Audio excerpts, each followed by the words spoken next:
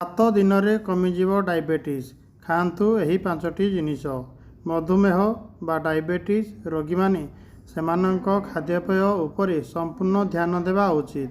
Diabetes ଏଭଳି ଏକ ମାରାତ୍ମକ ରୋଗ ଯାହାକି ଜୀବନକୁ ଦୁର୍ବିସହ କରି ପକାଏ। ଖାଦ୍ୟଶୈଳୀରେ ବି ପରିବର୍ତ୍ତନ କରିବାକୁ ବାଧ୍ୟ କରେ। ତେଣୁ ମଧୁମେହ ରୋଗୀ ଶସ୍ୟଜାତୀୟ ଖାଦ୍ୟ ଖାଇବା ଉଚିତ। ଡାଇବେଟିସ୍ ହେଲେ ଶସ୍ୟଜାତୀୟ ଖାଦ୍ୟ ଏଥିପାଇଁ ଖାଇବା ଉଚିତ କାରଣ ସେଗୁଡ଼ିକ ରକ୍ତରେ ଶର୍କରା ସ୍ତରକୁ ହ୍ରାସ କରିଥାନ୍ତି, ଯାହା କୋଷ୍ଠକାଠିନ୍ୟ ଭଳି ମଧୁମେହ ସହିତ ଜଡ଼ିତ ଅନ୍ୟ ଜଟିଳତାକୁ ଦୂର କରିବାରେ ମଧ୍ୟ ସାହାଯ୍ୟ କରିଥାଏ। ବିଶେଷଜ୍ଞଙ୍କ କହିବା ଅନୁଯାୟୀ ଡାଇବେଟିସ୍ ରୋଗୀଙ୍କ ଶର୍କରା ନିୟନ୍ତ୍ରଣ କରିବାରେ ଋତୁକାଳୀନ ପନିପରିବା ଅତ୍ୟନ୍ତ ଲାଭଦାୟକ। ଏପରି ପରିସ୍ଥିତିରେ ଉଚ୍ଚ ରକ୍ତଚାପର ରୋଗୀମାନେ ଖାଦ୍ୟରେ ପନିପରିବା ଅନ୍ତର୍ଭୁକ୍ତ କରିବା ଜରୁରୀ।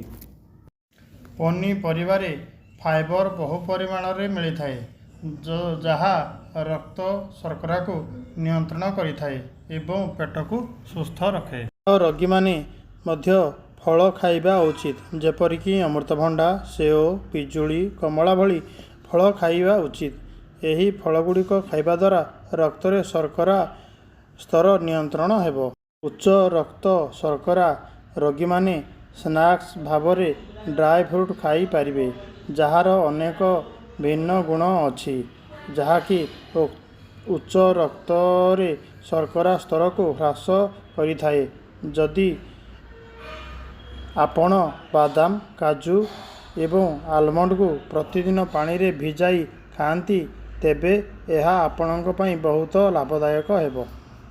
ମଧୁମେହ ରୋଗୀଙ୍କ ପାଇଁ ଦୁଗ୍ଧଜାତ ଦ୍ରବ୍ୟ ଖାଇବା ଏବଂ କମ୍ ଚର୍ବିଯୁକ୍ତ ଦୁଗ୍ଧଜାତ ଦ୍ରବ୍ୟ ଖାଇବା ଉଚିତ।